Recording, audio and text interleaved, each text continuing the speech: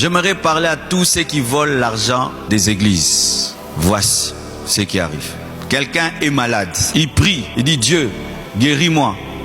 Et quand il donnait les offrandes, quand il donne son offrande, il demande la guérison. C'est-à-dire que cette offrande, ce n'est pas que l'argent. C'est aussi sa maladie qui est dedans. Une femme est stérile. Elle prie. Et puis on dit donnez à Dieu. Elle dit Dieu, souviens-toi de moi, donne-moi un enfant. Elle donne l'offrande pour sa stérilité. Toi, tu vas, tu voles l'argent d'une femme stérile. Ce n'est pas l'argent, c'est la stérilité. Au début de mon ministère, j'avais un financier qui me volait. Je l'ai attrapé en vision. Aujourd'hui, sec comme un bois mort. Sec de sec. Pauvre de pauvres et de pauvres.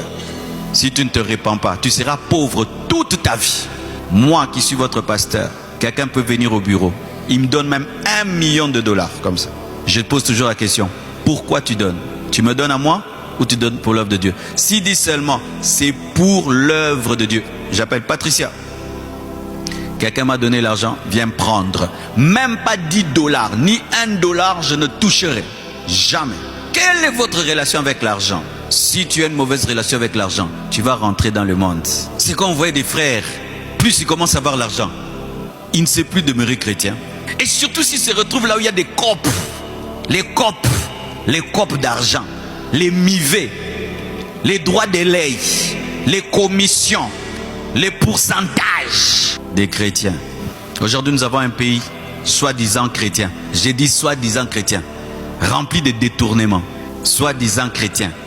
Un pays de chrétiens rempli de détournements, c'est un pays chrétien. Oh, maintenant être chrétien c'est quoi? C'est aller à l'église. Notre christianisme s'arrête ici, on danse, on danse, on danse. On va au boulot des voleurs, des détourneurs. Et puis on rentre dimanche, on danse, on danse, on danse. Au RDC, pays chrétien. Ah bon? C'est ça être chrétien. Judas était à côté de l'homme le plus puissant du monde. Mais lui, son cœur était seulement dans l'argent. La cupidité fait que tu ne vois pas la grâce d'un homme de Dieu. Que tu ne vois seulement que l'argent que tu peux avoir à côté de lui. La cupidité fait de nous des Géasi. Géasi était à côté de l'un des plus grands prophètes du monde. Lui ne voyait pas l'onction sur Élisée. Il voyait comment il pouvait se faire de l'argent derrière le dos d'Élisée. Lorsqu'un ministère devient grand, les gens tombent dans ce piège-là. Ils ne voient plus, je veux enseigner comme le pasteur. Je veux connaître la Bible comme le pasteur. Ils cherchent les riches qui sont autour du pasteur. Ils cherchent les généraux syriens qui est à côté du pasteur. Ce sont ces fils spirituels qui n'ont plus besoin d'apprendre de leur père spirituel ni de recevoir l'onction. Ils veulent les riches qui sont autour du pasteur présenter leurs besoins, qu'on les aide, qu'on les soutienne, qu'on les aide, c'est tout. Tu rentreras dans le monde. Et Judas n'était pas seulement cupide, il était déloyal. C'était un mauvais fils.